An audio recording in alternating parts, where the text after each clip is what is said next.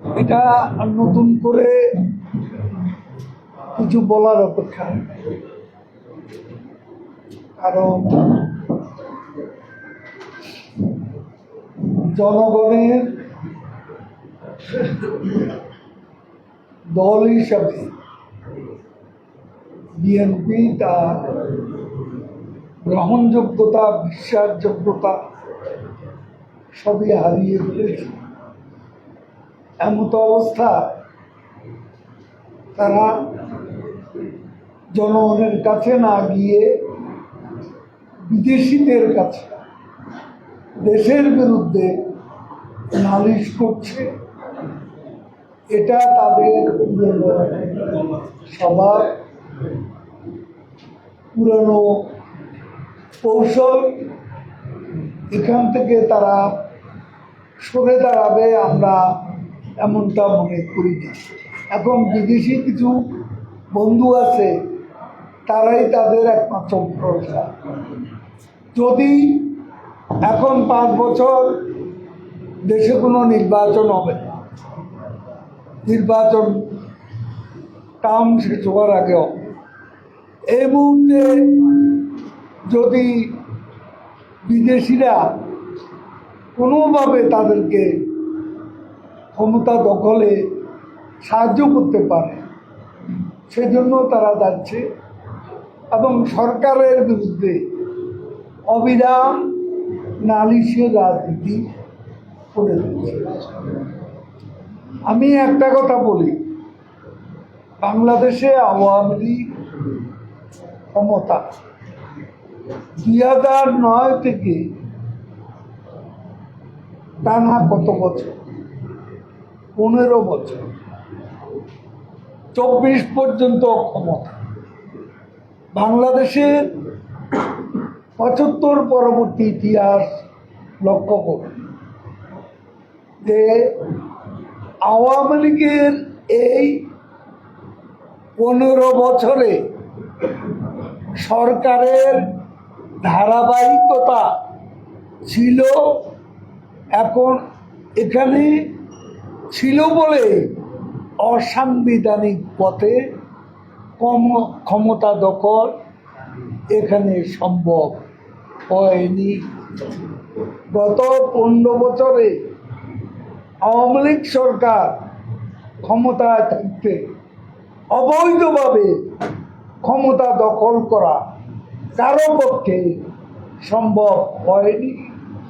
ধারাবাহিকভাবে আওয়ামী লীগ ক্ষমতায় আছে বলে দেশে বিস্ময়কর উন্নয়ন হচ্ছে। বিদেশে সম্মান, মর্যাদা, উন্নয়ন অর্জন।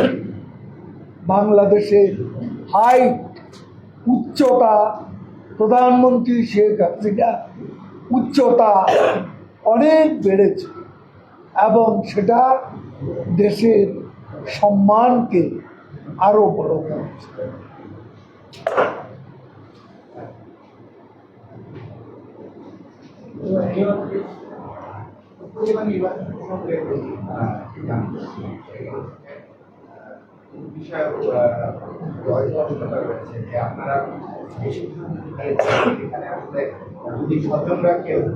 বর্তমানে চেয়ারম্যান থেকে থাকে তাদের উপজেলা নির্বাচনে এমপি মন্ত্রীদের স্বতন্ত্রের বিষয়ে যে সিদ্ধান্ত দিয়েছে, সেখানে যদি কেউ কারেন্ট চেয়ারম্যান থেকে তাদের বিষয়ে উপজেলা নির্বাচন তো নির্বাচন, কারেন্টটার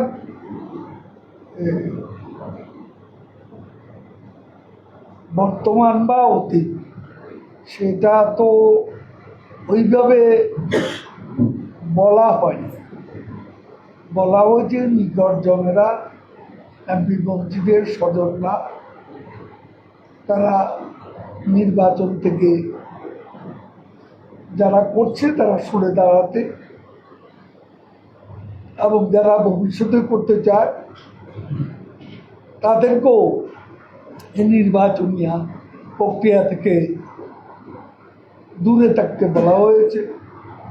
অলরেডি যারা এই প্রক্রিয়ার মধ্যে অলরেডি আছে তাদের তালিকা তৈরি করার নির্দেশনা দেওয়া হয়েছে এবং অ্যাকর্ডিংলি তালিকা প্রস্তুত হচ্ছে। উপজেলা নির্বাচন প্রার্থীরা প্রত্যাহারের শেষ বাসিয়ে দিল, কিন্তু এখনো মাঠে রাজনীতিতে আছে বা প্রার্থীরা নিয়ে আছে আতঙ্কের মধ্যে অনেক স্বজনরা, তাহলে কি আওয়ামী লীগের যে নির্দেশনা সেটা উপকৃত হচ্ছে কি? প্রত্যাহারের ডেটটা শেষ হোক, তার আগে কি করব? প্রত্যাহারের তারিখ তো 22 তারিখ, তো সেটা তো আজকে হলো 20। তারিখটা আসুক, তারপর প্রশ্ন। মানে এটি নিয়ে জেলা উপজেলা মানে তৃণমূল পর্যায়ে বেশ আলোচনা হচ্ছে। একই পরিবারে কয়েকজন তো তৃণমূলের রাজনীতি করতে পারে, মানে তিনি যদি তার আত্মীয় দাঁড়ান প্রভাব বিস্তার না করেন, সেখানে কি কোনো সমস্যা আছে নাকি উদ্যোগ করতেই হবে? নির্দেশনার মধ্যে কোনো ব্যর্থকতা নেই। নির্দেশনার মধ্যে এটাকে দুইভাবে ব্যাখ্যা করার কোনো বিষয় নেই। নির্দেশনা একটাই দেওয়া হয়েছে এবং সেটা ফলো করতে হবে।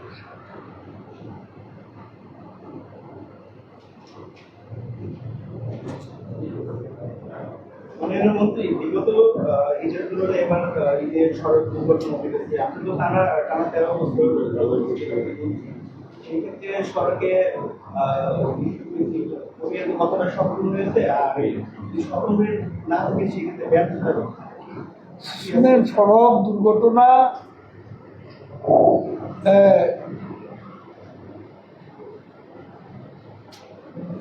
বিষয়টা আমাদের প্রতিবেশী দেশ সহ পৃথিবীর অনেক দেশ, আজকে সৌদি আরবে, আমেরিকা আমাদের চেয়েও বড় বড় দুর্ঘটনা, সেটা নিয়ে সেখানে কোনো উচ্চবাচ্য হয় না। আমাদের প্রতিবেশীদের ভারতে একসঙ্গে অনেক হতাহত, এইরকম দুর্ঘটনা এটা আকাঙ্ক্ষিত নয়, আমরাও চাইনি, কিন্তু আমাদের এখানে কিছু সমস্যা আছে, সমন্বয়ের অভাব আছে, সেটা আমরা মনিটর করছি। এবং আজকে রাস্তা ভালো হয়েছে, সেখানে একটা স্পিড আছে, স্পিডটা সবাই যদি মেনে চলতো তাহলে হয়তো এমনটি হতো। আর ইদানিংকালে মোটরসাইকেলের অ্যাক্সিডেন্টটা বেশ, এটা এখন সড়কে বড় উপদ্রব। এখন সড়কের জন্য অ্যাক্সিডেন্ট হচ্ছে এরকম কোনো দৃষ্টান্ত। সড়ক বাংলাদেশে সর্বকালের সবচেয়ে ভালো অবস্থায় রয়েছে। এখন এখানে সমন্বয়ের সমস্যা আছে, এই সমস্যাগুলো, আর এখানে স্টেক হোল্ডার, বিভিন্ন রকমের স্টেক হোল্ডার আছে, তা জরুরি। আমরা এই নিয়ে সভা করেছি এবং সামনে উপদেষ্টা কাউন্সিলের বৈঠক আমরা করব, যে বিষয়গুলো এখানে আমাদের ঘাটতি আছে সেগুলো পূরণ করার জন্য অলরেডি বিশ্ব ব্যাংকের একটা প্রকল্প রোড সেফটি প্রজেক্ট, এটা চলমান কাজ করছে। এই প্রজেক্টটির কাজ শেষ হলে দুর্ঘটনা আমরা অনেক কমাতে পারবো, সেটা আমাদের বিশ্বাস।